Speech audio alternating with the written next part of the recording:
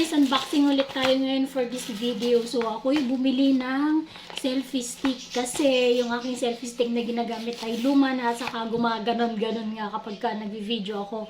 So kailangan tungtungan yung paa niya para maka-video ng maayos. So ganun ako ka-struggle mag-video guys kapag ka ganito na front cam yung gamit. So kaya napabili ako ng selfie stick para magamit ko na rin sa aking pag-vlog. At saka kailangan pa rin talaga yun kapag ka mag-vlog ka, kailangan may maganda kang selfie stick or tagakuha ng iyong mga video para mas maganda at mas madami kang magawang video at ma-upload.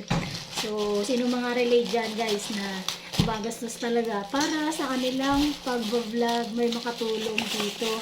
So, mura lang naman to, nasa 205 kasama na yung shipping fee. So, sana ay maganda siya.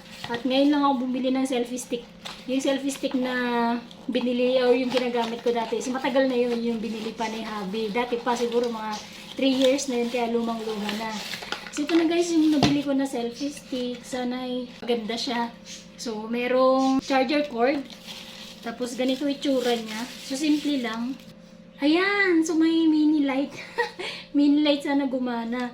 So, babasahin ko muna yung instruction niya kung paano. Wireless. Kailangan ma-detect siya sa ano. Meron siyang yung wireless. Yung taga-pindot na pwedeng i-connect sa cellphone using Bluetooth. Tapos, lead light. Yung haba niya, 18.5. At saka, na-expand siya ng, yung ganito niya, laki niya, pag maliit, 18.5 cm. Tapos, na-expand siya up to 71 cm. So, hahaba din pala siya. So, hanggang ganito. So, pwede na guys, pagka mag-video ka ng solo. Gamitin ko na to ngayon sa susunod na video ko. Thank you guys for watching. God bless everyone. Bye!